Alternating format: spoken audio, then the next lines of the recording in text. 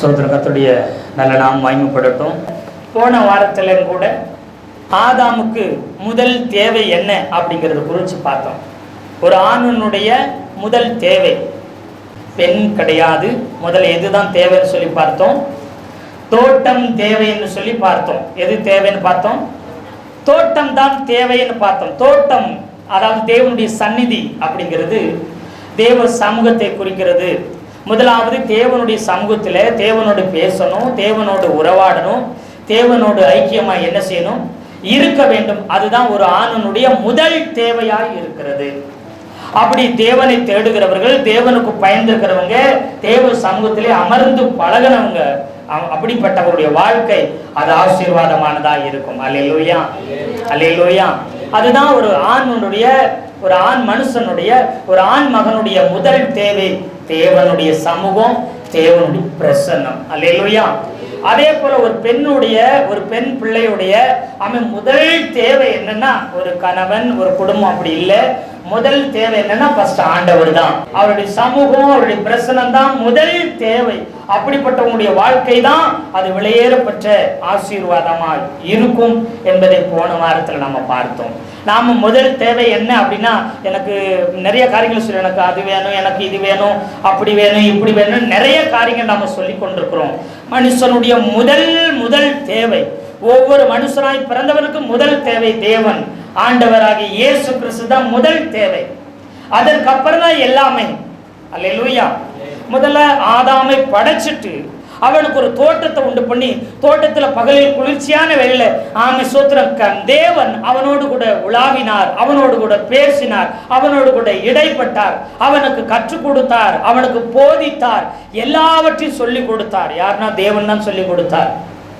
எல்லாத்தையும் இது இந்த மரம் இது இத்தனை காலம் வளரும், இவ்வளவு காலத்தில் இது கனி கொடுக்கும், இதுக்கு அதிக தண்ணி தேவை, இதுக்கு குறைஞ்ச தண்ணி தேவை, இது இப்படி பழம் கொடுக்கும், இப்படி பலன் தரும், இதை இப்படி சாப்பிடணும், இதை இப்படி பராமரிக்கணும்னு எல்லா தோட்டக்கலை மாத்திரமில்ல வாழ்க்கையின் அத்தனையும் சொல்லி கொடுத்தது யாருன்னு சொன்னா ஆதாமுக்கு தேவன் தான் சொல்லி கொடுத்தார். எத்தனை பேர் ஆமென் சொல்றீங்க? தேவன் சொல்லி கொடுத்தார் ஆதாமுக்கு. அப்போ நாம வாழ்றதுக்கு அத்தனை ஆலோசனைகளையும், அத்தனை புத்திமதிகளையும், அத்தனையும் எங்கதான் கிடைக்கும்னு சொன்ன ஆலோசனைகள் தேவ சமூகத்துல தேவனோடு பேசுகிற பழக்கம், ஜெபம் பண்ணுகிற பழக்கம், தனித்து ஜெபிக்கிற பழக்கம் இருக்கிறவங்க வாழ்க்கை தலை சிறந்த வாழ்க்கையா மாறும். அது ஆணா இருந்தாலும் சரி, பொண்ணா இருந்தாலும் சரி, அவங்களுடைய வாழ்க்கை மிக சிறந்ததாய் மாறும் என்பதில் சந்தேகம் இல்லை. அதற்கு அப்புறமா சுத்திர தோட்டத்துல என்னெல்லாம் இருந்துச்சுன்னு சொல்லி பார்த்தோம். ருசிப்புக்கு சுத்திர இன்பமான, பார்வைக்கு அழகான பழங்களை என்ன செய்தாரு, சகலத்தையும் உண்டு பண்ணியிருந்தார். நன்மை தீமை அறியத்தக்க சுத்திர விருட்சத்தையும் தோட்டத்தை நடுவிலே வைத்திருந்தார் என்று சொல்லி பார்த்தோம். அல்லேலூயா. அது மாத்திரமில்லை, தோட்டத்துல ஒரு நதி ஓடிச்சு. அந்த நதி 4 ஆறுகளாக பிரிஞ்சு என்ன செஞ்சு ஓடிச்சு. ஏதேன் என்று சொன்னால் இன்பம். அப்போ சுத்திரம் ஆதாமுக்கு தேவன் கொடுத்த வாழ்க்கை, ஆண்டவர் கொடுத்த வாழ்க்கை எப்படிப்பட்ட வாழ்க்கையை கொடுத்தாராம்? இன்பமான வாழ்க்கையை கொடுத்தார். அதுவும் குறைவில்லாத வாழ்க்கையை கொடுத்தார். நிறைவான ஆசீர்வாதமான வாழ்க்கை என்ன செய்தாராம்? கொடுத்தார் என்று சொல்லி போன வாரத்துல பார்த்தோம். ஒவ்வொரு ஆறுக்கும் ஒரு பேர் என்ன செய்து இருக்குதுன்னு பார்த்தோம். முதல் ஆற்றுக்கு என்ன பேரு? பைசோன் என்று பெயர். பைசோன் என்று சொன்னா என்னன்னு சொன்னேன்? பெருக்கம், பரிபூரணம், அதாவது நிறைவு, முழுமை. இந்த அர்த்தத்துல வரும் பைசோன்னா பெருக்கம், பரிபூர்ணம், முழுமையான பெருக்கம், முழுமையான பரிபூர்ணம், முழுமையான நிறைவு உள்ள வாழ்க்கையை கொடுத்தார். அதனாலதான் ஒரு ஆற்றுக்கு அவன் என்ன பேர் வச்சான்? பைசோன்னு பேர் வைத்தான். அடுத்த ஆற்றுக்கு கீஹோன்னு பேரிட்டான். பீரிட்டு பாயிறது, அதாவது அளவுக்கு அதிகமா இருக்கலாம், அது பீரிட்டு பாயுது. என்ன சொல்ற, ஒரு மறைச்சு வச்சிருந்தோம்னா, ஒரு மறைப்பு, ஒரு தடுப்பு கட்டினதை எடுத்து விட்டா பீரிட்டு பாயும் பாருங்க. அது மாதிரி பீரிட்டு பாய்கிற ஆசீர்வாதம். எதெல்லாம் உங்களுக்கு அடைக்கப்பட்டிருக்குதோ, எதெல்லாம் தடைப்பட்டிருக்கிறதோ, அதெல்லாம் கர்த்தர் மாற்ற போகிறார். அல்லேலூயா. அது பீரிட்டு பாய போகிறது. கீஹோன் அப்படிங்கிற அந்த பீரிட்டு பாய்கிற ஆசீர்வாதத்தை தர அவர் போதுமானவராக இருக்க. 3ஆம் ஆற்றுக்கு இதை கேளுன்னு பேர் வச்சான். ஏன்னா எல்லாமே அவனுக்கு அதி சீக்கிரமாய் அவனுக்கு வந்துச்சு. அதாவது வில்லில் இருந்து பாயிற அம்பு போல என்ன செஞ்சான், அந்த ஆறு பாஞ்சு ஓடிச்சான். அப்படிப்பட்ட எல்லா காரியத்திலும் தீவிரமாய், சின்னவன் 1000 சிறியவன் பலத்த ஜாதியுமாய் கர்த்தராகிய நான் ஏற்ற காலத்தில் தீவிரமாய் நடப்பிப்பேன். தீவிரமான காரியங்கள் உங்க குடும்பத்தில் தீவிரமாய் கர்த்தர் எல்லாவற்றையும் அவர் செய்ய போகிறார். அல்லேலூயா. திருமண தடைகள் மாறும், குடும்பம் ரட்சிக்கப்படாத இருக்கிற நிலைமைகள் மாறும், ஆசீர்வாத குறைச்சல் எல்லாம் மாறும், ஆசீர்வாதமாய் மாறப்போது சீக்கிரமாய் கர்த்தர் செய்ய போகிறார். எத்தனை பேர் ஆமென் சொல்றீங்க? ஆமென். 4வது ஆத்துக்கு ஐபிராத்துன்னு பேர் வச்சாங்க. அது இனிமை அல்லது கனிகள் நிறைந்ததுன்னு அர்த்தம். ஆதாம் அந்த தண்ணீரை குடிச்சு பார்த்தான், அது ரொம்ப இனிமையா இருந்துச்சு. அல்லேலூயா. அப்போ இனிமையான கனிகளை தருகிறது மரங்களுக்கு இந்த தண்ணீர் இனிமையும் தருது. அதோடு மாத்திரமல்ல, கனிகள் நிறைந்ததாக மரங்களை மாற்றுகிறதுன்னு சொல்லி கசப்பு எல்லாவற்றையும் இந்த ஆறு மாற்றுகிறதா இருக்கிறது. இதுவரைக்கும் உன் வாழ்க்கையில் எதெல்லாம் உனக்கு கசப்பை கொண்டு வருதோ, வேதனையை கொண்டு வருதோ, அதெல்லாம் கர்த்தர் மதுரமாய் இனிமையாய் மாற்ற போகிறார். அது மாத்திரமல்ல, கனிகள் நிறைந்த வாழ்க்கையை, அநேகருக்கு ஆசீர்வாதம் உள்ள பிரயோஜனம் உள்ள வாழ்க்கையை வாழுகிறவர்களாய், தலை சிறந்தவர்களாய் கர்த்தர் உங்களை மாற்ற போகிறார். கடந்த வாரத்துல நாம பார்த்தோம், தோட்டத்துல இத்தனையும் வச்சுதான் இத்தனை இன்பம் நிறைந்த வாழ்க்கை, அதாவது நிறை வாழ்வுன்னு சொல்லுவாங்க. என்ன வாழ்வா? நிறை வாழ்வுனா நிறைஞ்ச வாழ்க்கை, ஒரு குறை இருக்கான் அந்த வாழ்க்கையில. அப்போ குறைவில்லாத வாழ்க்கையை ஆண்டவர் கொடுத்தார மனுஷனுக்கு. இன்னைக்கு ஏன் குறைவு வந்துருச்சு? தேவனை விட்டு தூரம் போன வாழ்க்கையில குறைவு வந்துருச்சு. ஆதாம் ஏவாள் பாவம் செஞ்சு தேவனை விட்டு விலகிட்டாங்க, சன்னிதானத்தை விட்டு விலகிட்டாங்க. அவர் விட்டு விலகின போது என்ன வந்துச்சு? அவங்க வாழ்க்கையில குறை வந்துச்சு, வியாதி வந்துச்சு, வறுமை வந்துச்சு. எவ்வளவு வேலை செஞ்சாலும் கையில காசோ பணமும் மிச்சம் வரல. கடன், குறைவு, குழப்பம் வந்தது. காரணம் ஆண்டவர் விட்டு போனது. சபையில ஒவ்வொரு வாரமும் பிரசங்கம் பண்ணும்போது ஒவ்வொரு ஞாயிற்றுக்கிழமை சொல்றது என்னன்னா, ஞாயிற்றுக்கிழமை லீவு என்ன செய்யாதீங்க, போடாதீங்க. நீங்க வாரத்துல ஒரு நாளாவது வர்றீங்க. நீங்க ஏன்னா அநேகர் 6 நாள் வேலை செஞ்சுட்டு இருக்கிறீங்க, அதனால 7வது நாள் ஒரு நாளாவது சர்ச்சுக்கு லீவு போடாம ஏன் வரணும்? தேவ சந்நிதியில இருந்தா உங்க வாழ்க்கையில குறைவு இருக்காது. அதனால தேவ சந்நிதிக்கு தேடி வரணும் ஒவ்வொரு வாரமும். ஆதாம் ஏவாள் ஆண்டவரை தேடி அவரோடு கூட இருக்கிற வரைக்கும் உங்களுக்கு குறையே இருந்ததில்லை. எல்லாம் நிறைவான வாழ்க்கையா இருந்துச்சு, இன்பமான வாழ்க்கையா, சந்தோஷமான வாழ்க்கையா, பெருக்கமுள்ள வாழ்க்கையா, நிறைஞ்ச வாழ்க்கையா இருந்துச்சு. எப்போ ஆண்டவரை விட்டு விலகி ஓடி மறைஞ்சாங்களோ, எப்ப தேவ சந்நிதி விட்டு விலகினாங்களோ, அப்பயே உங்க வாழ்க்கையில வியாதி, வறுமை, குறைவு, அப்புறம் எல்லா குழப்பங்களும் வர ஆரம்பிச்சிச்சு. அதனாலதான் தவறாம ஞாயிற்றுக்கிழமை என்ன செய்யுங்க, சர்ச்சுக்கு வாங்க, சர்ச்சுக்கு வாங்க, சர்ச்சுக்கு வாங்கன்னு சொல்றதுக்கு ஒரே காரணம் தான், நீங்க ஆண்டவரை வாரத்துல ஒரு நாளாவது வந்து நீங்க தேடணும். வீட்டுல தினமும் நீங்க தனியா ஜெபம் பண்ணிக்கலாம், பைபிள் படிக்கலாம், தப்பில்லை. ஆனா ஓய்வு நாளை பரிசுத்தமாய் ஆசிரிக்க நினைப்பாயாகன்னு ஏன் அவர் சொன்னாரு? வாரத்துல ஒரு நாளாவது என் பிள்ளைங்க என் சமூகத்துல, என் சந்நிதியில வரணும், என் வார்த்தையை கேட்கணும், என் சமூகத்துல உட்காரத்தான் அவங்க வாழ்க்கை ஆசீர்வாதமா மாறும். குறைவான வாழ்க்கை நிறைவா மாறும். கஷ்டமான வாழ்க்கை சந்தோஷமா மாறும். துக்கமான வாழ்க்கை, துயரமான வாழ்க்கை அது மகிழ்ச்சி உள்ளதா மாறிவிடும், நிறைஞ்ச வாழ்க்கையா மாறிவிடும். அல்லேலூயா சொல்லுங்களேன். அதுக்கு தான் சர்ச்சுக்கு வாங்கன்னு சொல்றது. இப்ப சர்ச்சுக்கு வந்தீங்கன்னா இதெல்லாம் ஆண்டவர் உங்களுக்கு என் மூலமாக, எனக்கும் என் மூலமாக உங்களுக்கும் சொல்லி கொடுக்கிறார். ஒரு ஆண் எப்படி இருக்க வேண்டும், ஏன் முதல்ல ஆணை படைச்சாரு, அப்புறம் என்ன செஞ்சாரு, தோட்டத்தை ஏன் படைச்சாரு, தோட்டத்துல ஆதாமை ஏன் வச்சாரு, இந்த தோட்டத்துல ஏன் ஒரு நதியை ஓட விட்டாரு, ஏதேன்னு ஏன் பேர் வச்சாரு, இன்பம்னா இன்பமான வாழ்க்கையை கொடுத்தாரு மனுஷனுக்கு. ஆனா இன்னைக்கு துன்பமான வாழ்க்கையை நம்ம வாழ்ந்துட்டு இருக்கோம். இந்த வாழ்க்கை நாம வாழ வேண்டிய வாழ்க்கை கிடையாது. ஏசப்பாவை தெரிஞ்ச பிள்ளைகள் துன்பமான வாழ்க்கையை வாழணும் அவசியம் இல்லை. ஒரு சில சிச்சை, ஒரு சில சோதனை, ஒரு சில நெருக்கம் வரும், அதுவுமே நம்ம உயர்வுக்கு தான் வருமே தவிர நம்மளை கீழே தள்ளுறதுக்கு வரவே வராது. ஆனா இன்னைக்கு நம்ம வாழ்க்கையே துன்பத்திலையும் கஷ்டத்திலையும் கடன்லையும் வாழ்ந்திருக்கு. காரணம் என்னன்னா, நமக்கு சத்தியம் தெரியல. ஆண்டவர் நம்மளை எப்படி படைச்சாரு, நாம எப்படி இருக்கணும், அது நமக்கு தெரிஞ்சா தானே வாழ முடியும். நீ வாழாகாமல் தலை ஆவாய், நீ கீழே ஆகாமல் மேல் ஆவாய். நீ வாழ போல கீழே இருக்க கூட, நீ தலைவனா இருக்கணும், தலைவியா இருக்கணும். ஆமா சுந்தர அப்படி படைச்சாரு. நீ கீழே இருக்க கூடாது, எப்பயுமே எப்படி இருக்கணுமா, மேல இருக்கணும். நீயே கடன் வாங்க மாட்டேன், அநேகருக்கு என்ன கொடுப்பியா, கடன் கொடுக்குற அளவுக்கு ஆண்டவர் உன்னை ஆசீர்வாதத்தை உயர்த்துவாராம். நீ யாருக்கு கீழேயும் அடிமையா இருக்கிறதுக்கு உன்னை படைச்சு வைக்கல, நீ அப்படி இருக்கணும்னு அவசியம் இல்லை. இதை நீ தெரிஞ்சுக்கிட்டா தான் நீ மேல வர முடியும். இதை இங்க இருந்து கத்துக்கிறணும். அதுக்கு தான் சர்ச்சுக்கு வாரோம். அல்லேலூயா சொல்லுங்களேன். இப்ப நம்ம வாழ்ற வாழ்க்கை ஆண்டவர் நினைச்ச வாழ்க்கை இல்ல, ஆண்டவர் நமக்கு கொடுத்த வாழ்க்கை இல்ல.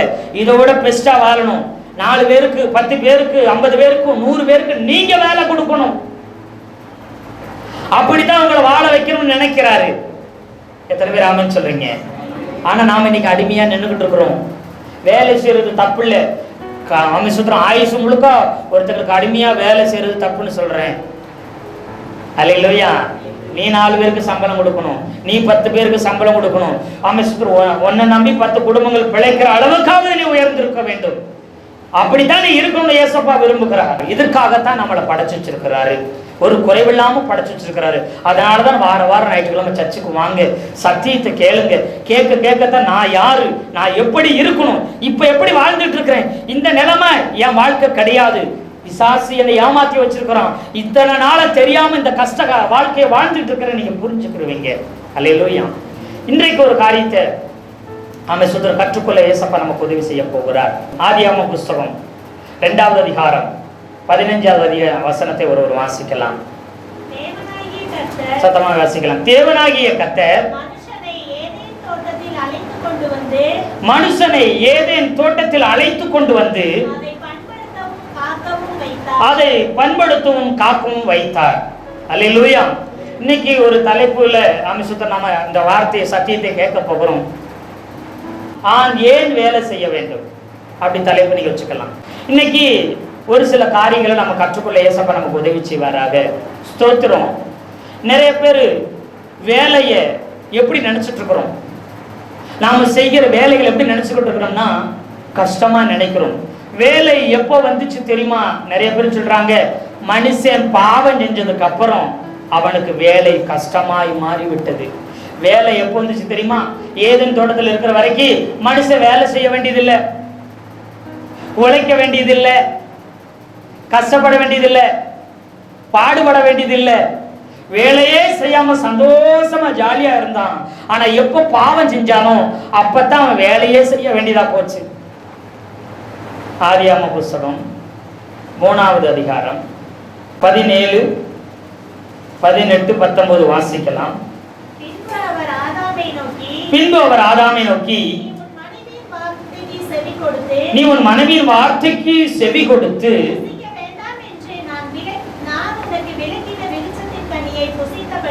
புசிக்க வேண்டாம் என்று நான் உனக்கு விலக்கின விருட்சத்தின் கனியை புசித்தபடியினாலே பூமி உன் நிமித்தம் சபிக்கப்பட்டிருக்கும். நீ உயிரோடு இருக்கும் நாளெல்லாம் வருத்தத்தோட அதன் பலனை புசிப்பாய். எதன் பலனை புசிப்பாய்? பூமியில இருக்கிற பலனை வருத்தத்தோட தான் சாப்பிடணும். வேலை செஞ்சு உழைச்சு கஷ்டப்பட்டு பணத்தை சேர்த்து கஷ்டத்தோட என்ன செய்யணுமா? சாப்பிடுவாய். 18 அது உனக்கு முள்ளும் குறுக்கும் முளைப்பிக்கும் வெளியின் பயிர் வகைகளை புசிப்பாய். 19வது வசனம், நீ பூமியிலிருந்து எடுக்கப்பட்டபடியால் நீ பூமிக்கு திரும்பும் மட்டும்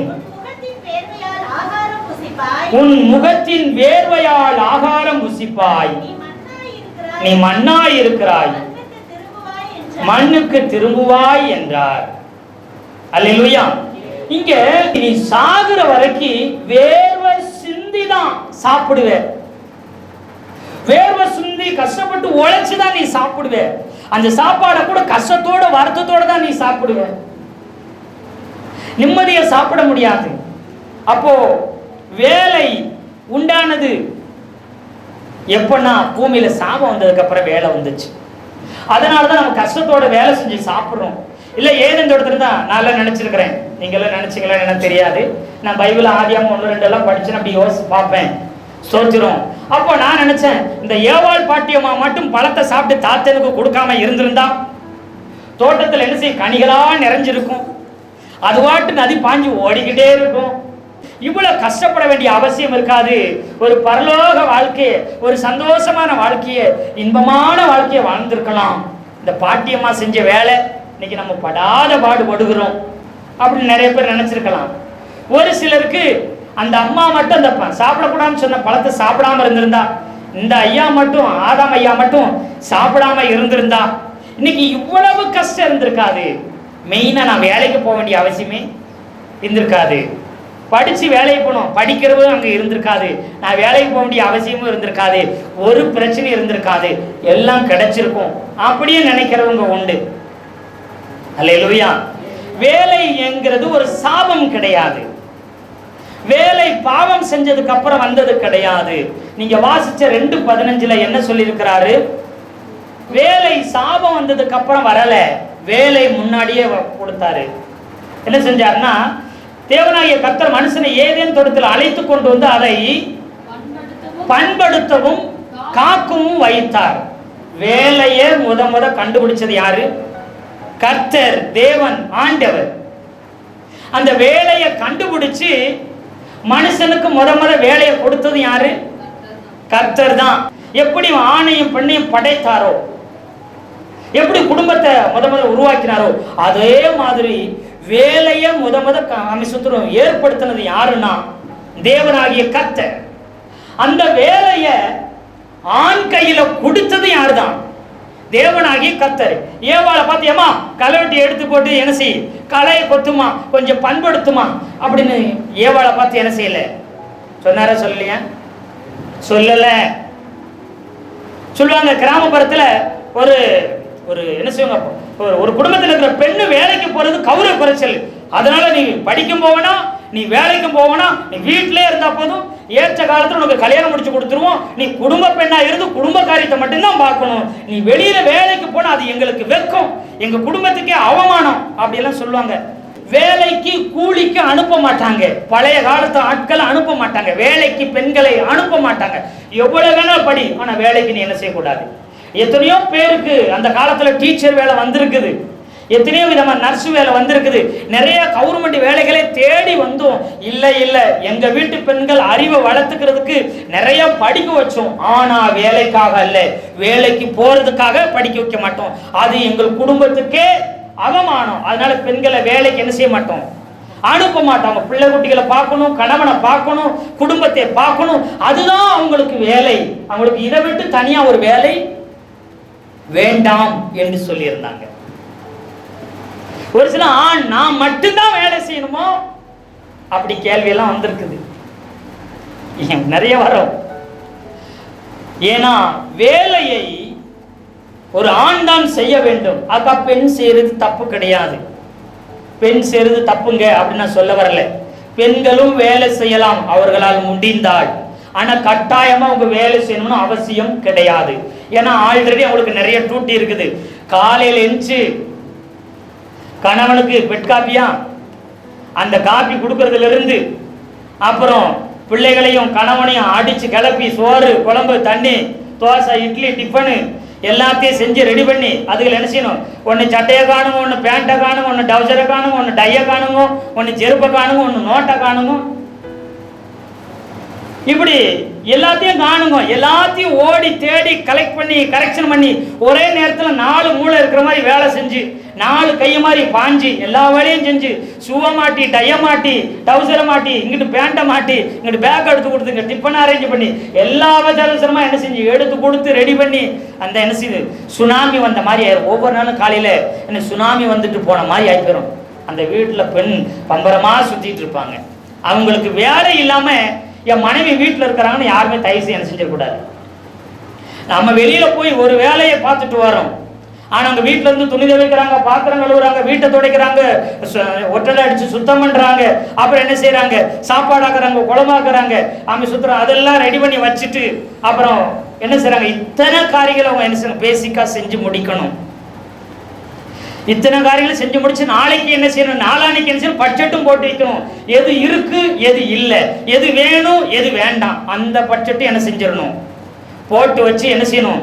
நம்ம அப்படியே ஒரு 9 மணி 9:30 10 மணி இவங்க போகிற வரைக்கும் வீட்டில் என்ன செய்ய 2ஆம் உலக மகா யுத்தத்தை விட கொடூரமாக தடா குடா டமையிட்டுமே அங்கே இங்கேன்னு சத்தங்கள் ஓஞ்சி அப்படியே அவங்க சாஞ்சி விழுந்துருவாங்க.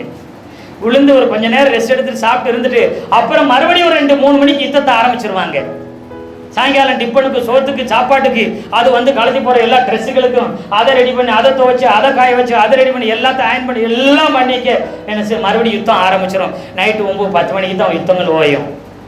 ஆனாலும் கடக்க படக்கணும் சத்தம் கேட்கும். பாத்திரத்தை கழுவ, அதை எடுத்தெடுக்க, இதை எடுத்தெடுக்க, பேக்க ஒரு பக்கம் கிடக்கும், பேனா ஒரு பக்கம் கிடக்கும், நோட்டு ஒரு பக்கம் கிடக்கும், நம்ம சொல்கிற வீட்டுக்காரர் கால் ஒரு பக்கம் கிடக்கும், கை ஒரு பக்கம் கிடக்கும்.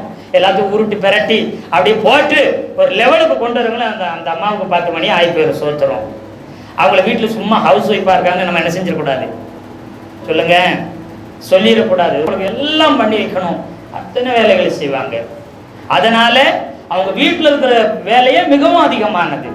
அதனால அதையும் தாண்டி எங்களால் வேலைக்கு போக முடியுங்கிறவங்க போறதுல தப்பு இல்லை. ஆனா ஒரு குடும்பத்தில் ஆண் தான் வேலை செய்யணும், வேலைக்கு போகணும். பெண்கள் வேலைக்கு போறது தப்பு இல்லை, அவங்கள உற்சாகப்படுத்தணும், பாராட்டணும், தப்பு கிடையாது. அல்லையே சொல்லுங்களேன். அப்போ ஆண் வேலை செய்கிறவனாய் படைத்து விட்டார். மனுஷனை தேவனுடைய சாயலாகவும் ரூபத்தின்படியும் படைச்சாருன்னு இருக்குது. இப்போ உங்களுக்கு தோணும், சரியா ஆண் தான் வேலை செய்யணும்னு சொல்லி படைச்சிட்டாரு. இப்ப தேவனுடைய சாயல ரூபத்தின்படி உண்டாக்கியிருக்கோம், ஏன் நாம வேலை செய்யணும்னா தேவன் வேலை செய்தார். தேவன் என்ன செய்தாரா? வேலை செய்தார். ஆமே, ஆதியாகமம் 2வது அதிகாரம் 1-2 வசனத்தை வாசிக்கலாம். இவ்விதமாக வானமும் பூமியும் அவைகளின் சர்வ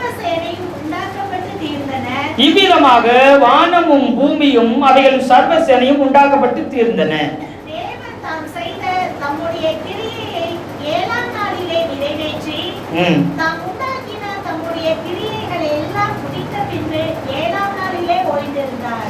தேவன் தாம் செய்த தம்முடைய கிரியையை 7ஆம் நாளில் நிறைவேற்றி தாம் உண்டாக்கின தம்முடைய கிரியை எல்லாம் முடித்த பின்பு 7ஆம் நாளில் ஓய்ந்திருந்தாராம். யார் ஓய்ந்திருந்தா? தேவன் ஓய்ந்திருந்தார். என்ன அர்த்தம்? 6 நாள் என்ன செஞ்சிருக்கிறாரு? வேலை செஞ்சவங்களுக்கு எத்தனாவது நாள் ஓய்வான்? 7வது நாள் ஓய்ந்திருந்தாராம். யார் ஓய்ந்திருந்தா? தேவன் ஓய்ந்து இருந்தார். ஏன் தெரியுமா? 6 நாளும் அவர் வேலை செய்து எல்லாவற்றையும் படைத்து முடித்து 7ஆம் நாள்ல ஓய்ந்திருந்தாராம். எத்தனை பேர் ஆமென் சொல்றீங்க? இப்ப நாம அவர் சாயல அவர் ரூபத்தின்படி உண்டாக்கப்பட்டிருக்கிற நாம் 6 நாளும் வேலை செஞ்சு 7ஆவது நாள் என்ன செய்யணுமா? தேவனே வேலை செய்தார்னா அவர் சாயல படைக்கப்பட்ட நானும் என்ன செய்யணும்? வேலை செய்ய வேண்டும். அவர் இன்னைக்கு நிறைய பேர் வாரத்துல 6 நாள் ஓய்ந்திருந்து 1 நாள் வேலைக்கு போறாங்க. ஆனா வேதம் சொல்லுது 6 நாள் வேலை செய்து 1 நாள் என்ன செய்யணும்? ஓய்வு இருக்கணும். ஒரு சிலர் வாரத்துல 7 நாள் வேலை போயிட்டு இருப்பாங்க. இவங்கெல்லாம் மிஞ்சின பரிசுத்தவான்கள். இவங்க ஆண்டவரை ஓவர்டேக் பண்ணி போயிட்டாங்க. ஏன் அவர் ஓய்ந்திருந்தார்? ஒரு மனுஷன் 6 நாள் தான் 1 நாள் வேலை செய்ய முடியும், வேலை செய்யணும்.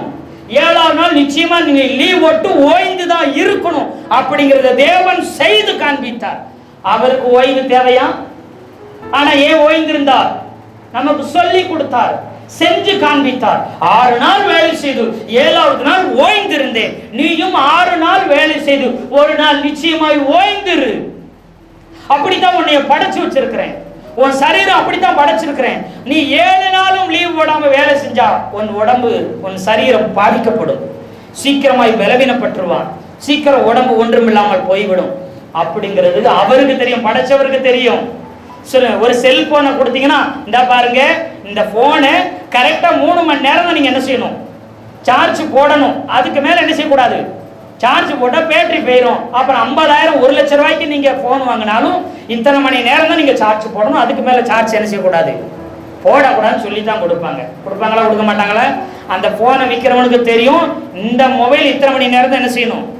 சார்ஜ் ஏறும். இதுக்கு மேல ஆனா மொபைல் கெட்டு போயிடும், பேட்டரி சீக்கிரம் போயிடும். அப்ப படைச்ச தெய்வத்துக்கு தெரியும், இத்தனை நாள் தான் நீ வேலை செய்யணும், இத்தனை நாள் ஓய்ந்து இருக்கணும். 6 நாள் வேலை செய், 1 நாள் ஓய்ந்திரு. நீ தேவனுடைய சாயலில் இருந்தால் அவரை போல 6 நாள் வேலை செய்து 1 நாள் ஓய்ந்திருக்க வேண்டும். அப்பதான் நீ அவருடைய சாயல்ல, அவருடைய ரூபத்தின்படி உண்டாக்கப்பட்டவன், நீ அவரை போலவே இருக்கிறாய்.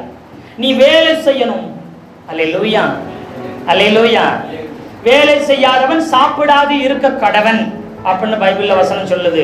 அல்லேலூயா, ஆமென், ஸ்தோத்திரம். ஏன்னா வேலை செய்யாதவன் என்ன செய்யக்கூடாதான்? சாப்பிடக்கூடாது. அதுக்காக நான் ஆணை மட்டும்தான் சொல்றேன் நினைக்கக்கூடாது, பெண்ணுக்கும் அது பொருந்தும். பெண்களும் வீட்டில் இருக்கிற வேலைகளை செய்யணும்.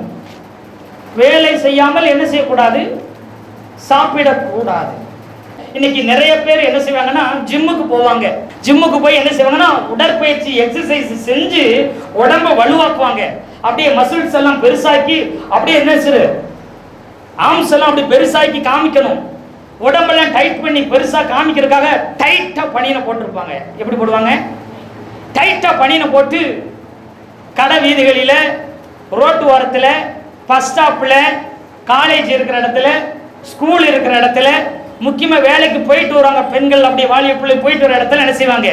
அப்படியே ஒரு பைக்கை வாங்கி அப்படியே ஜம்முன்னு போய் என்ன செய்வாங்க?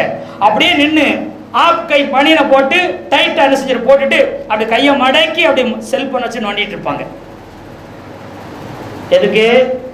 பார்த்தியோ நான் கட்டுமசமா இருக்கிறேன், பாரு எவ்வளவு வாட்ட சட்டமா இருக்கிறேன் நான் அப்படிங்கிற காண்பிக்கிறதுக்காக போய் நின்னா அப்படி நின்று இருப்பாங்க. அவங்ககிட்ட நீங்க வேலைக்கு போவீங்களான்னு ஃபர்ஸ்ட் கேள்வி கேட்கணும்.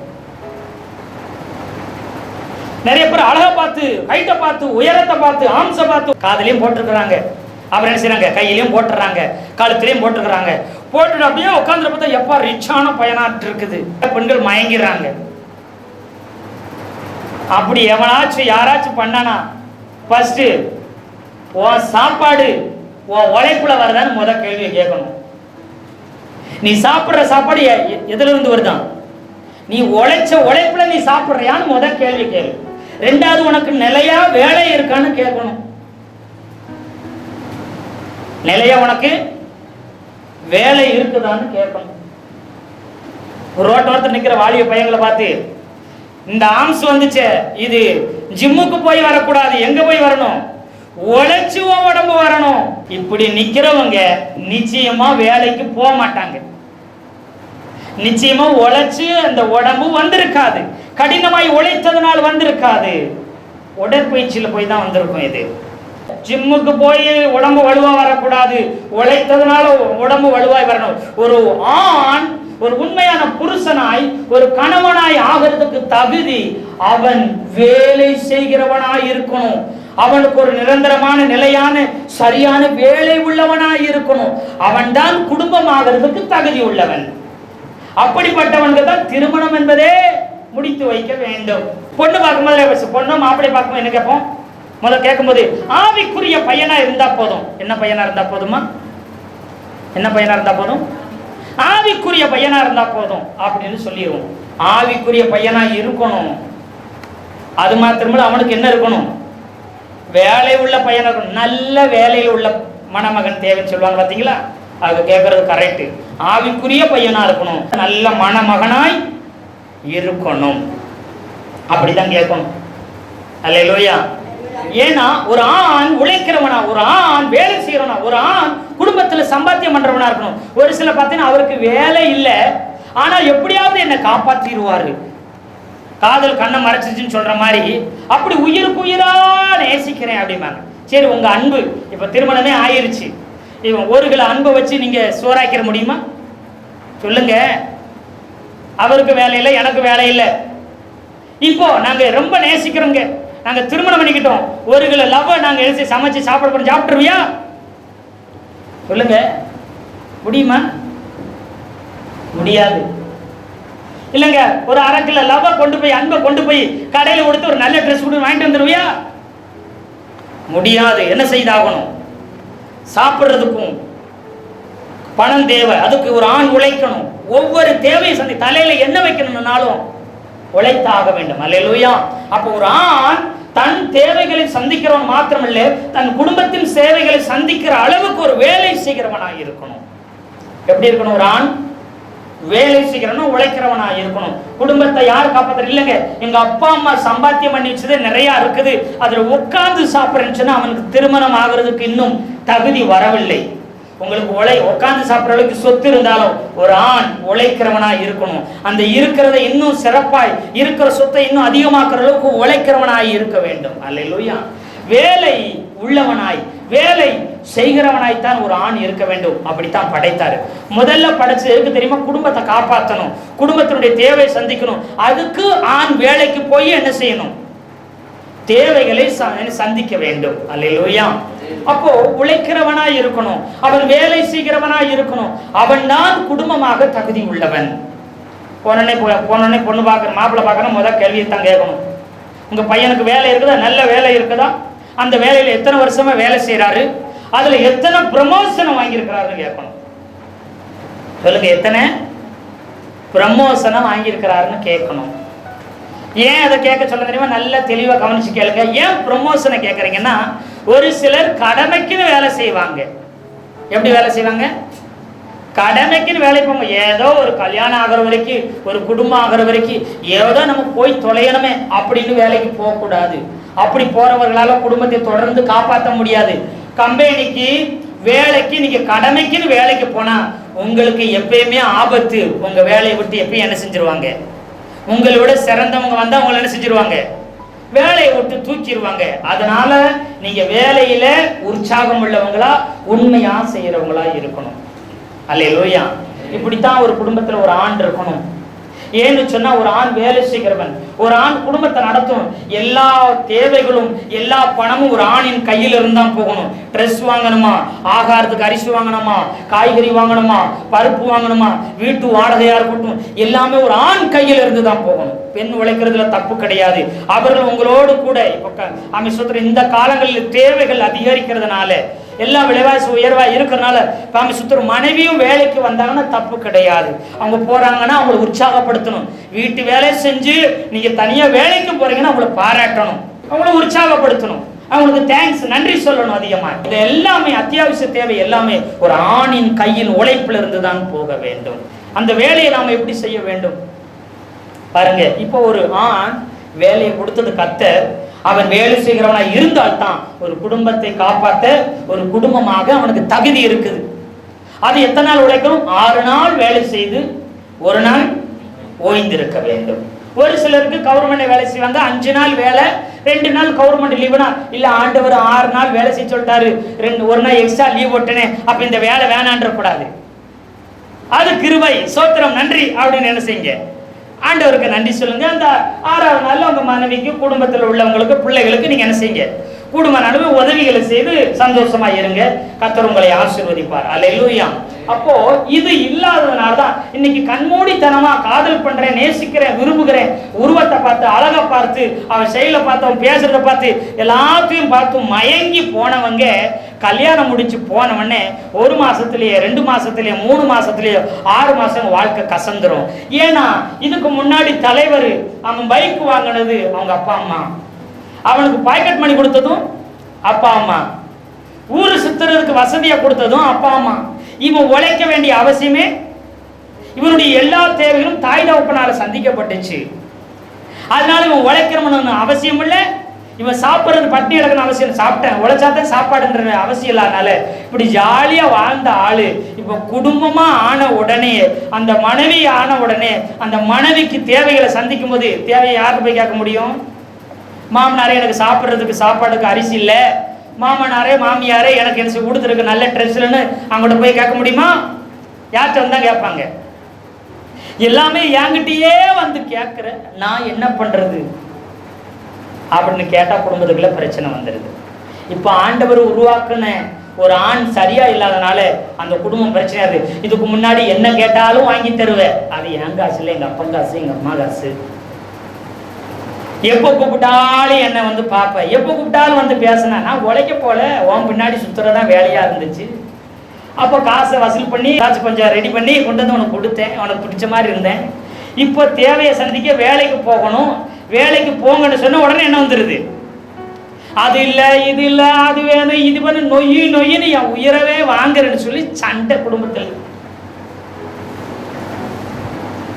இப்போ ஒரு ஆண் சரியா இல்லாததுனால குடும்பத்துக்குள்ள சண்டை, உடனே டைவர்ஸ், உடனே பிரிவினை. முன்ன மாதிரி இல்லை, முன்ன மாதிரி இல்லை, முன்ன மாதிரி இல்லை, முன்ன மாதிரி இல்லை, கல்யாணத்துக்கு முன்ன மாதிரி இல்லை இல்லைன்னு ஒவ்வொரு பெண்ணும் சொல்லுவாங்க. பார்த்துருக்கீங்களா?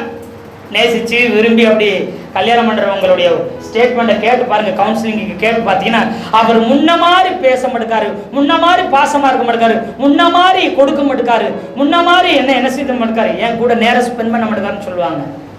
இதுக்கெல்லாம் காரணம் என்ன? முன்னமே நீ உழைக்கிறவனா இருந்தா, முன்னமே குடும்ப பொறுப்புள்ளவனா இருந்தா, முன்னமே தாய் தகப்பனை நீ படிச்சு முடிச்சுன வேலைக்கு போய் தாய் தகப்பனை உட்கார வச்சு சாப்பாடு போட்டதா, குடும்பத்தினுடைய பொறுப்பு என்னன்னு தெரிஞ்சிருக்கும், தேவை என்னன்னு தெரிஞ்சிருக்கும். 2 லட்சம் 4 லட்சம் பைக் வாங்க அவசியம் இல்லை. 70,000 80,000 90,000 பைக் ஓடும். அது 60 கிலோமீட்டர் ஓடும். எத்தனை கிலோமீட்டர் ஓடும் சொல்லுங்க? 60 கிலோமீட்டர் ஓடும். 1.25 2.25 4.25 7.25 லட்சத்துல வாங்கினா 20 கிலோமீட்டர் 15 கிலோமீட்டர் தான் ஓடும் ஒரு லிட்டருக்கு. ஆமாவா இல்லையா? சோத்திரம். அப்புறம் உங்களுக்கு வாழ்வு வரும்போது, வசதி வரும்போது, நீங்க உழைத்து சம்பாதிச்சு அப்புறம் நீங்க எவ்வளவு உயர்தரமானவைகளை வாங்குங்க, தப்பு கிடையாது. அது வாங்குறது தப்பு கிடையாது. தாய் தாப்பனை துன்பப்படுத்தி வாங்குகிறது தப்பு. ஆமாவா இல்லையா?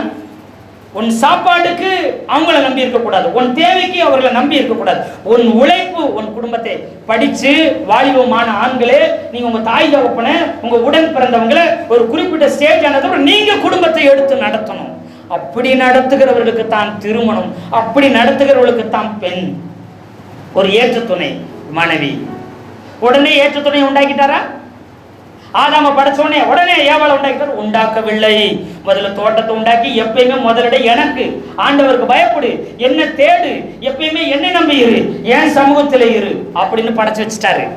2வது அதோட நின்றாரப்பா, இயேசுதான் எனக்கு எல்லாம், எல்லாம் இயேசுவே, எனக்கு எல்லாம் இயேசுவே அப்படி சொல்லிட்டு இயேசுவே இயேசுன்னு வேலை போகாம 7 நாள் உட்கார்ந்துட்டு இருக்க கூடாது. 6 நாள் ஆதாமே நீ என்ன செய்யணும்? வேலை செய்யணும். பகலில் குளிர்ச்சியான வேலையில, நீ ஃப்ரீயா இருக்கிற வேலையில நீ நான் என்ன செய்ய சம்பாஷணை பண்ணுவோம்.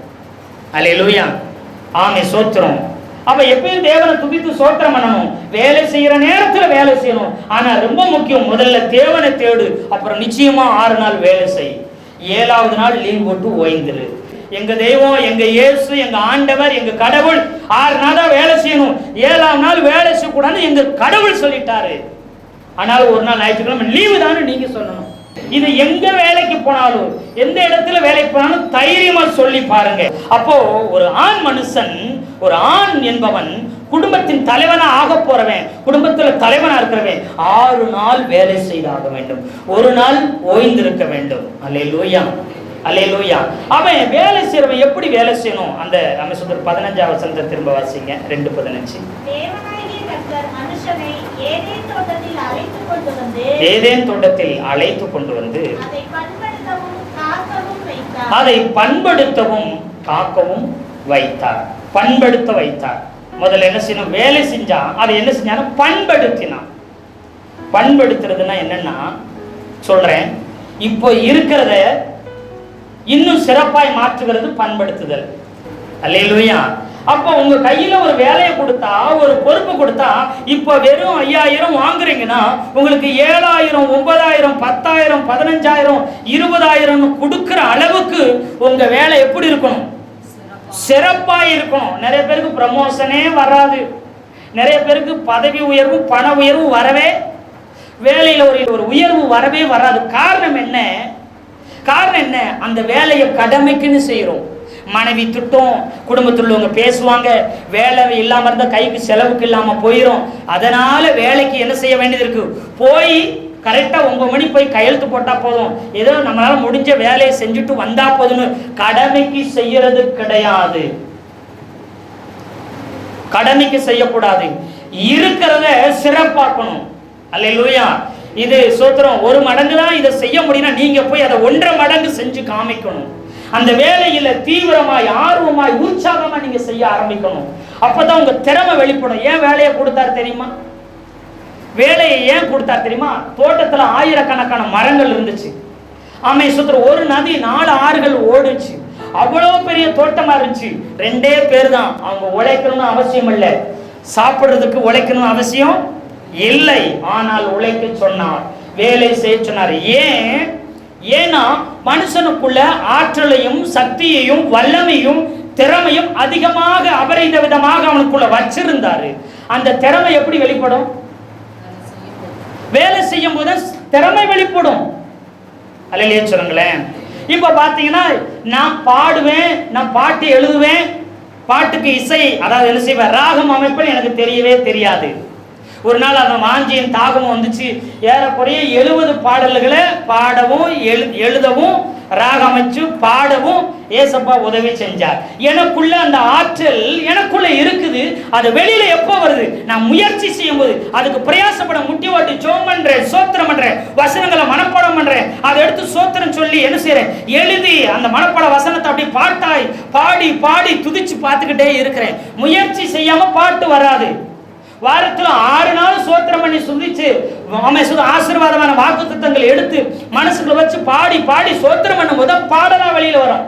சும்மா உட்கார்ந்து எனக்கு பாட்டே வர மாட்டேங்குன்னு எப்படி வரும்? வரவே வராது.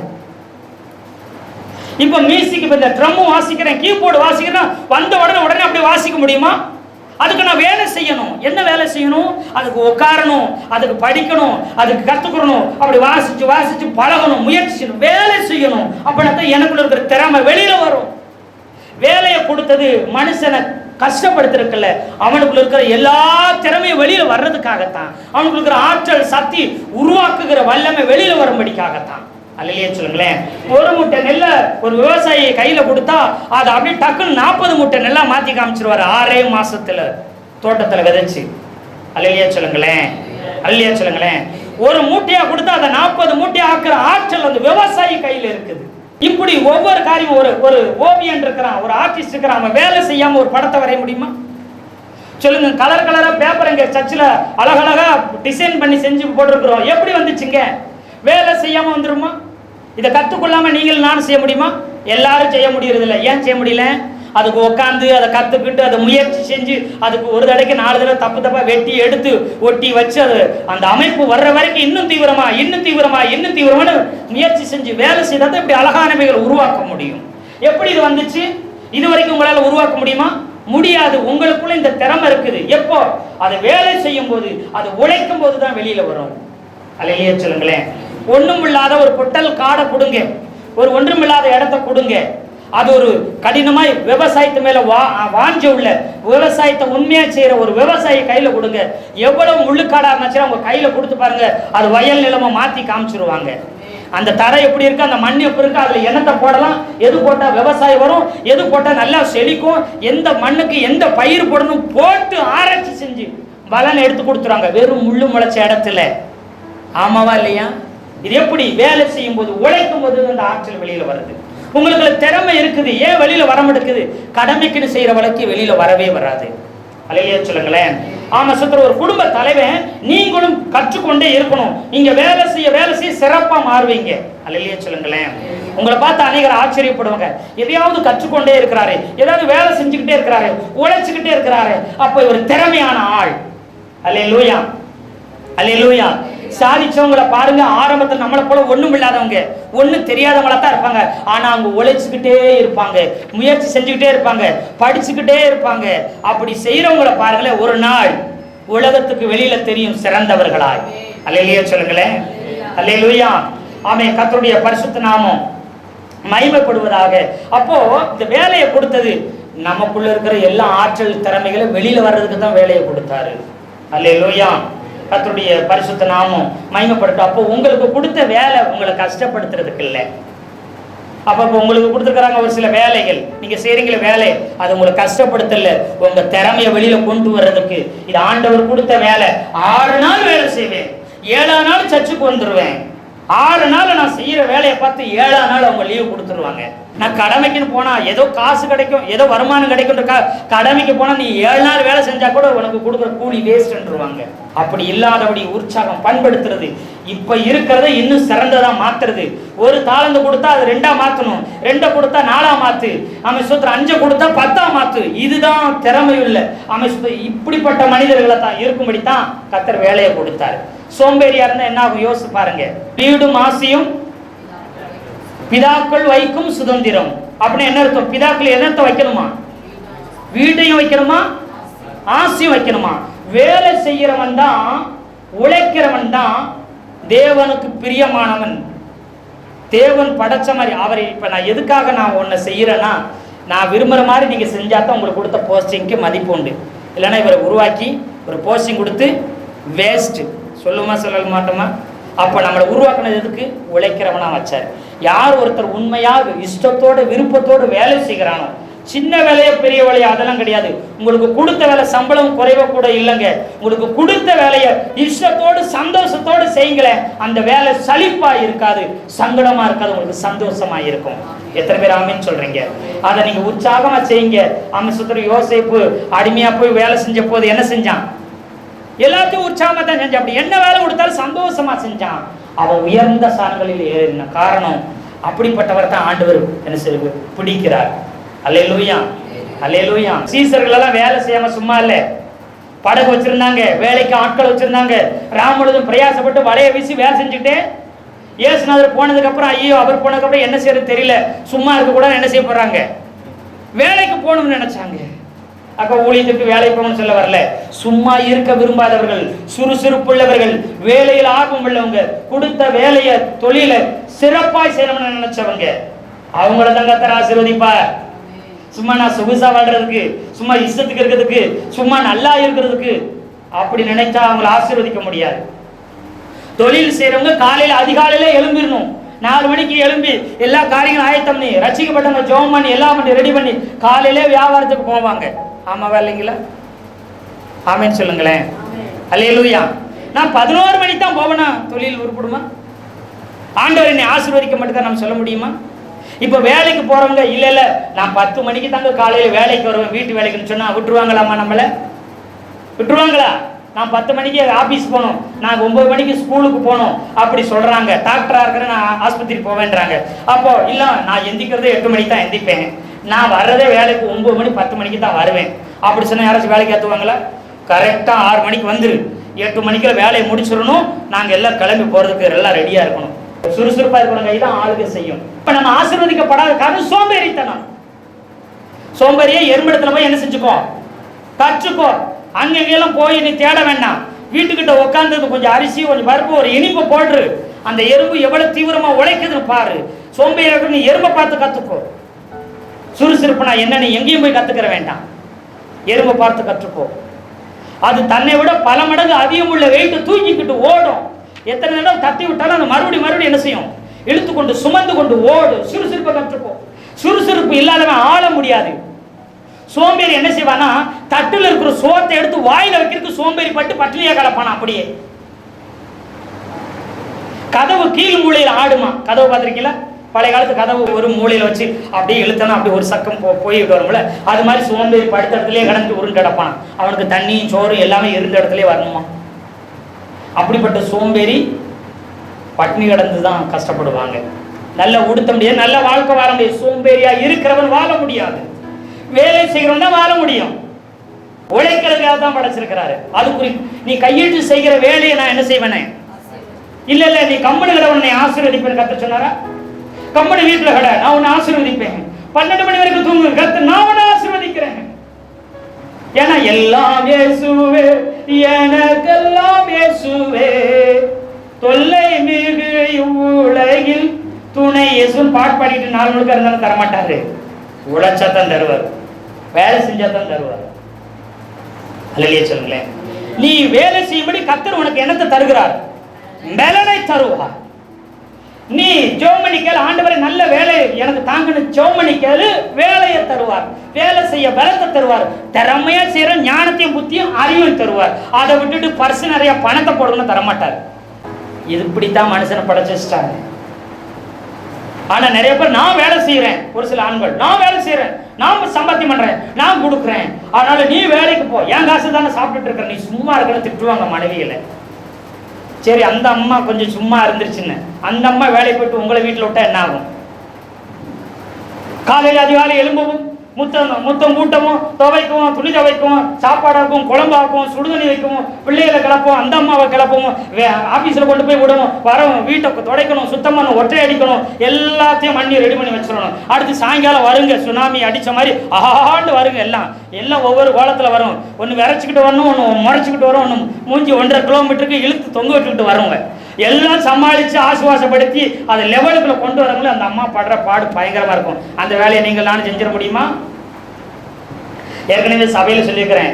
ஒருத்தர் சொன்னாங்களா, இங்கே பாருங்க, ஒரு அம்மா சொல்லிச்சான், இங்கே பாருங்க என்ன பொல்லாத ஆஃபீஸு இல்லை, நீங்கள் பெரிய என்ன பொல்லாத வேலை பார்க்குறீங்க, நான் போய் பார்க்காத ஆஃபீஸ் வேலையா நான் பார்த்துருவேன். இல்லைம்மா, உனக்கு அங்கே ஆஃபீஸில் எப்படி இருக்கணும் தெரியாதம்மா, இல்லைம்மா வேணாம் வேணாம் அப்படின்னு இருக்காங்க. உடனே இவர் எப்போ பார்த்தாலும் திட்டு வரான். ஆமாம், பொல்லாத பிள்ளைங்க, இந்த 2 பிள்ளைகளை வீட்டில் வச்சு பார்க்குறதுக்கு உனக்கு என்ன செய்யுது? நான் 4 முழுக்க அங்கே போய் இங்கே போய் எந்த ஆஃபீஸை பார்த்து கம்பெனியை பார்த்து அங்கே எல்லாத்தையும் மெயின்டைன் பண்ணி மேய்ச்சிட்டு வர்றதுக்கு நான் படாத பாடு வரேன். நீ 2 பிள்ளைகளை மேய்க்கிறதுக்கு உனக்கு திறமை இல்லை. நான் 500 பேர் நம்ம கம்பெனியில் வேலை செய்ய மேய்ச்சிட்டு வரேனாக்கும் அப்படி சொல்லி ஒரே சண்டை. ஒரு நாள் 2 பேரும் டீல் பண்ணாங்களா. இங்கே பாருங்க, இன்னைக்கு நான் கம்பெனிக்கு ஓனராக போயிடுறேன், இன்னைக்கு நீங்கள் என்ன செய்யணும், வீட்டில் இருந்து பிள்ளைகளை பார்த்துக்கணும். இதுதான் டீல்.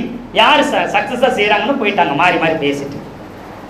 சரி, இந்த அம்மா இப்பயும் போல டிப்டாப்பாக கிளம்புறேன்னு நினச்சி இதுக்கு ஏத்தாப்படி கிளம்பிடுச்சு. ஒரு சிலர் என்ன மாதிரி ஆளுகளுக்கு ரொம்ப டீசெண்டாக இருக்குன்னு நினச்சியாது. தெரியாத ஆள் திடீர்னு ரொம்ப டீசென்ட் பண்ண எப்படி இருக்கும், அதில் இன்னும் கொஞ்சம் என்ன செஞ்சு அசிங்கமாக பண்ணிட்டு என்ன செய்யணும், அந்த அம்மா ரொம்ப கிளம்பி பயங்கரமாக டிப்டாப்பாக கிளம்பி ஆஃபீஸ்க்கு ஓனரமாக போகுது. போகிற வழியில் போயிட்டு இருக்கும்போது திடீர்னு ஒருத்தங்க டீயோ காப்பியோ கொடுக்கும்போது டப்புன்னு என்ன செஞ்சுட்டாங்க, லைட்டை இடிஞ்சு கீழே சிந்திருச்சு. இந்த அம்மா உடனே சேலையை சைடாக சொல்லிட்டு வேகமாக என்ன செய்யுது, மாப்பை எடுத்துகிட்டு வந்து ஓடி வந்து என்ன செய்யுது, இந்த அம்மா கொஞ்சம் தண்ணி கொண்டு வாங்க ஊற்றுங்க அப்படின்னு. இந்த அம்மா ஓனரம்மா, கம்பெனிக்கே ஓனரம்மா, 500 பேருக்கு ஓனரமாக தொடச்சிட்டு இருக்குதான். இன்னும் ஐயோ தரையெல்லாம் கரையாயிடுச்சுன்னா டைல்ஸ் அசிங்கமாயிருமே, கம்பெனி அழுக்காயிருமே, அந்த அம்மா தொடச்சிட்டு இருக்கான். அம்மா மேடம் மேடம் மேடம் நீங்கள் என் கம்பெனியில் நான் செய்யாமல் யார் செய்வா, என் வீட்டிலேயே நான் தான் செய்வேனாக்கும் அப்படின்னு அவர் அப்படியே சுத்தம் பண்ணுற க்ளீன் பண்ணுறவர் ஒரு மாதிரி பார்த்தாரா சொத்துறோம். அப்புறம் அப்படி சொல்லிட்டு அந்த அம்மா ஆமாம் நான் ஓனரில் அப்படின்னு அந்த அம்மா போச்சான். இப்படி போய் கம்பெனி எப்படியோ சமாளிச்சிருச்சு. அது இதுன்னு கேட்டால் அந்த அம்மாவுக்கு ஒன்றுமே தெரியல, எதையோ சமாளிச்சிருச்சு. காலை ஈவினிங்கில் ஒரு ஃபங்க்ஷன் இருக்குங்க நாங்களாம். ஃபங்க்ஷன் இருக்குது, அதில் பெரிய பெரிய விஐபி கோடீஸ்வரர் வருவாங்க. ஐயா வராதனால இன்னைக்கு ஐயா வரமாட்டார், நான் தான் போகணும் போயிருக்குது. போய் அங்கே போனால் ஃபங்க்ஷன் ரொம்ப கிராண்டாக இருக்குது, இதுக்கு போய் இவ்வளோ காசு செலவு பண்ணணுமா அப்படின்னு 4 பேர்ட்டு சொல்லியிருக்குது. இது இம்புட்டு காசு செலவு பண்ணுறீங்க, ஏன் இந்த சாப்பாடு போட்ட ஆவாதா அப்படின்னு இருக்கு. நீங்கள் யாருங்க, இன்னார் ஓனர் ஒய்ஃபு, அவருடைய ஒய்ஃபா நீங்கள்? ஆமாம் ஆமாம் ஆமாம், தெரியல பார்த்தா தெரியுது தெரியுது, எப்படி தாஞ்சா மாளிகிறாரோ இப்படி ஒரு மனைவி அப்படின்னு அவங்க நினச்சிருக்கிறாங்க. அப்புறம் சாப்பிட்டு முடிச்சுட்டு ஃபோன் பண்ணி, ஏங்க இன்னும் சாப்பாடு போட்டாங்க, இந்த உங்களுக்கு பிடிச்ச பிரியாணி இருக்குது, உன் பிள்ளைக்கு பிடிச்ச அந்த வெரைட்டி இருக்குது, அவன் பையனுக்கு பிடிச்ச அந்த வெரைட்டி இருக்குன்னு எல்லாம் பார்சல் கொடுன்னு பார்சல் கட்டிக்கிடுச்சா போன ஃபங்க்ஷனில். இவர் ஐயோ என் மானத்தை வாங்கி வச்சுட்டாலேன்னு நான் அவர் புலம்பிட்டு இருக்கிறார் ஃபோனில். உங்களுக்கு பிடிச்சதானே உங்களுக்காக தானே வாங்கிட்டு வரேன், ஏன் புலம்புறீங்க, போன வைங்க அப்படின்னு கட் பண்ணி வச்சான். இந்த ஐயா நான் 500 பேரை மயக்கிறேன், இந்த 2 பேரை மயக்க முடியாதுன்னா ஒன்று என்ன செய்ய சோஃபாவில் ஏறுது, ஒன்று சேர்ல ஏறுது, ஒன்று டேபிள் கடியில் போகுது, ஒன்று பெட்ரூமுக்கு ஓடுது, ஒன்று பாத்ரூமுக்கு ஓடுது. இவர் பின்னாடி ஓடி ஓடி டயர்ட் ஆகிட்டாரு. எரிச்சலில் பெரிய தடி எடுத்து ஒழுங்கங்க விட்டு நகலக்கூடாது. அப்போ பக்கத்து வீட்டில் உள்ள பையன் விளையாட வந்திருக்கிறான். அந்த அவனை உட்காருன்னு மிரட்டி உட்கார வச்சிட்டாரு. பிள்ளைகள்லாம் மிரண்டுட்டு குச்சியை பார்த்து அழுகுதுங்க, அழுதுகிட்டே இருக்குது. இது எப்படியும் சாயங்காலம் முடிச்சு வந்துருச்சு. முடிச்சு வந்து பார்த்தா ஒரு பையன் மட்டும் அழுகிறத நிறுத்தவே மாட்டுக்கான். மற்ற 2 பையங்க திருன்னு முடிச்சுக்கிட்டு இருக்குது. வந்து பார்த்த உடனே என்ன பிள்ளையா பெற்று வச்சிருக்கிற புள்ள இல்லை பிசாசுகளை பெற்று வச்சிருக்கிற, ஒரு நிமிஷம் ஒரு இடத்துல இருக்குது உயிரை வாங்கி தொலையுது. அதுக்கு நான் கம்பெனியில் 500 பேர் ஈஸியாக மேய்ச்சிருன்னு இவர் புலம்பேன். என்னங்க பொல்லாத கம்பெனி, போய் டீசென்ட்னு சொல்லி என்னை பாடா படுத்துறாங்க. மேம் இதை செய்யாதீங்க, மேடம் இதை செய்யாதீங்க, அதை செய்யுங்க, என்னை உயிரை வாங்குறாங்க. என்னால் சும்மாவே என்ன செய்ய முடியல.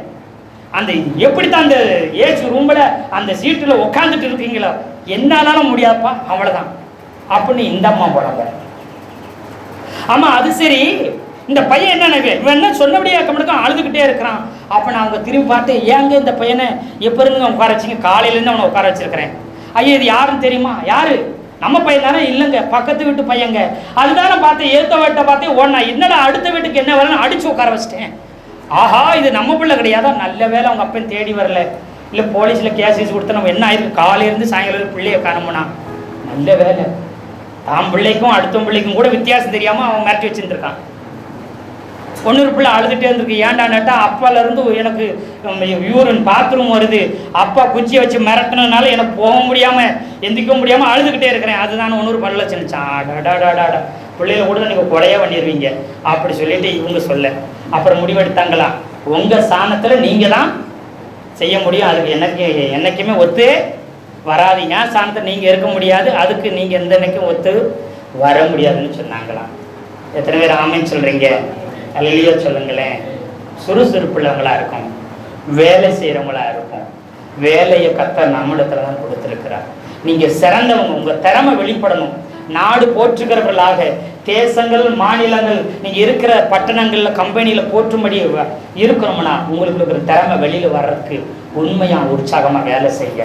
6 நாள் வேலை செய்யுங்க, 7ஆம் நாள் ஓய்ந்திருங்க. கர்த்தர் அவன் உங்களை சிறந்தவர்களாய் மாற்றுவார். அல்லேலூயா, அல்லேலூயா.